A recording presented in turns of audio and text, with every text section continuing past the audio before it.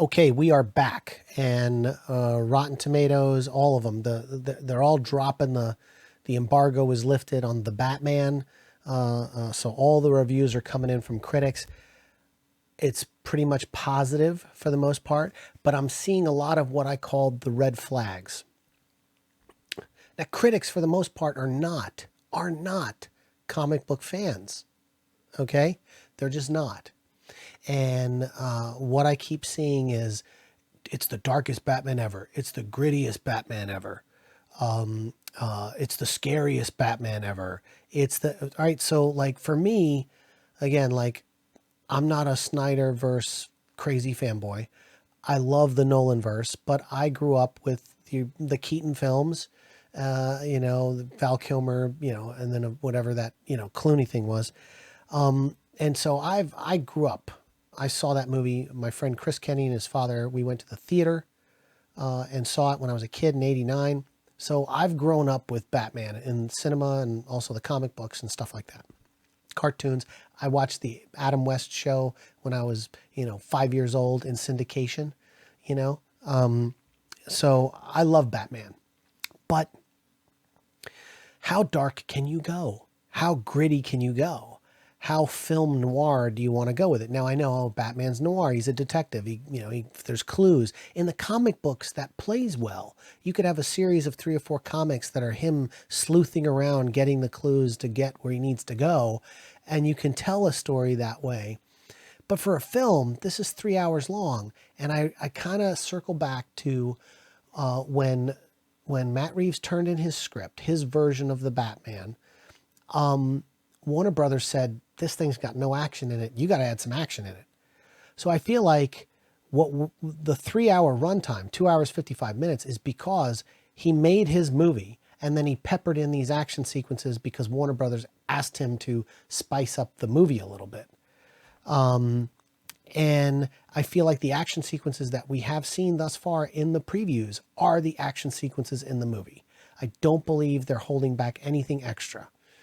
And I think this is gonna fall into that. They keep saying, all the critics, this Fincher 7 Zodiac killer. Look, the thing about it is with Batman, I'm not a fan of serial killer movies. I've never watched Dexter.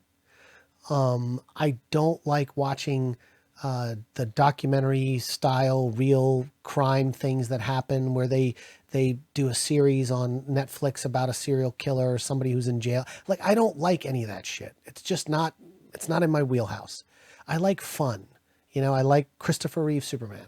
I like the Nolan verse of Batman. Like I like the Marvel stuff, most of it. Some of it lately is getting a little crazy, but like I like Iron Man and Captain America and the colors and the fun and the theatrics. And so for me to watch 2 hours, 55 minutes of Batman moping around, and I think one of the complaints I saw in some of the reviews is that they didn't distinguish between Bruce Wayne and Batman.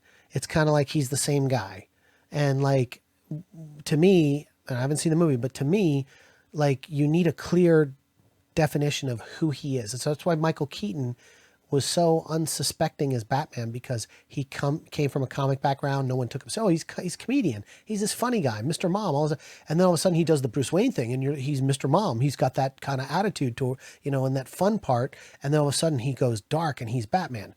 Same thing with Christian Bale. He did the thing with the Playboys, jumping in the water fountain outside the restaurant and all that other kind of stuff. And he played up that Playboy stuff to throw people off the track. You're not supposed to. And so, like, for me, all I saw was Robert Pattinson in the trailers and all the clips that they've shown. And I always get nervous when studios start showing whole sequences and clips and just constantly, like the whole thing with Catwoman, which Zoe Kravitz looks amazing, but Catwoman and Robert Pattinson doing the little fight thing when they first meet. Like, why not leave that in the movie? Let that be in the movie for people to discover.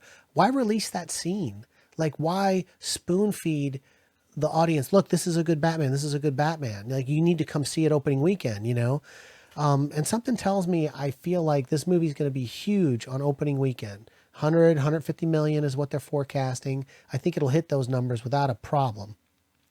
But I think it's going to fall off dramatically in the second weekend. I really feel that it will. And I don't want it to fail. I don't want this movie to fail. So don't get it wrong, okay? 400 people probably worked on this film.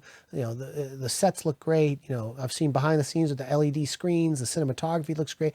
There's a lot of people that put their heart and soul into this movie. I don't want it to fail, but I'm worried about the story. I'm worried about this spyglass detective sleuth thing, finding all the clues like the movie Seven. If I want to see Seven, I go see Seven. If I want to see the Zodiac Killer, I go see the Zodiac, that movie. I don't need all that in Batman, And, I like Robert Pattinson's costume. I don't like the cowl. The cowl annoys the shit out of me when I look at it. It just absolutely does. I don't like the Batmobile. And before people jump down my throat, I didn't like Ben Affleck's Batmobile. I like the Tumbler and I like the Keaton car. That's it. Those are the two Batmobiles that I like. All the other Batmobiles, the Val Kilmer's Batmobile and George Clooney's Batmobile and the different versions that Ben Affleck had from Batman vs Superman and Justice League. I didn't like them. I didn't like them. And to me, the Batmobile makes Batman. It's like it's such a crucial part. And I know, it's year 2 and he's still building his shit. Well, okay, just give me a good Batmobile. Don't give me this Dodge Charger, engine exposed, which is so easily to shoot and destroy like the enemy. Like, why not put armor plating over it? Like, it just doesn't make any sense. But, I want this movie to succeed, but I don't want to come out of it depressed. Grace Randolph, I watched one of her spoiler-free reviews, and she said that like there's no chemistry between Robert Pattinson and Zoe Kravitz. Like, it's just bland on screen, that they just don't connect. And that's like, oh, wow, that's a big deal. Like, you really need those two characters to connect. She also said that the third act is flat and it leaves everybody kind of like, there was no like climactic ending that like encompassed the film. The first act and the second act is really good. The third act just, and I don't know if I want to go see it in the theater, but I want to be able to get up and pee. They say you can't pee until the third act because that's when it slows down and starts to get crappy. So I got to hold my pee for 2 hours just to, just to get to the last 55 minutes. I want this movie to be good, but I just have a feeling it's not my cup of tea. I just don't like serial killer stuff. I don't like, somebody mad. And I'll tell you what, like a lot of people love that original trailer where Robert Pattinson was, beat that guy down and then gave him that final punch and then looked up at everybody and everyone just went nuts when that trailer came out. And to me, that was just ultra violent. Like I thought like they really needed to go that last punch. And I know a lot of people be like, oh dude, you're just you're a simp or whatever. You're a soy boy, whatever. I don't care about that. It just seemed too violent, and if this is a horror film, serial killer, murder thing, and Batman just happens to be in it, it's not my cup of tea. And I don't like the Riddler's costume. He looks like he's, about to do a batch of meth, like cook up a batch of meth with his costume. It doesn't feel like the Riddler. Like the Riddler in the comic books, we didn't need to get a campy Riddler, like Frank Gorshin Riddler or Jim Carrey Riddler. We didn't need to get that, but did we need to get this, cooking meth costume kind of? I don't know.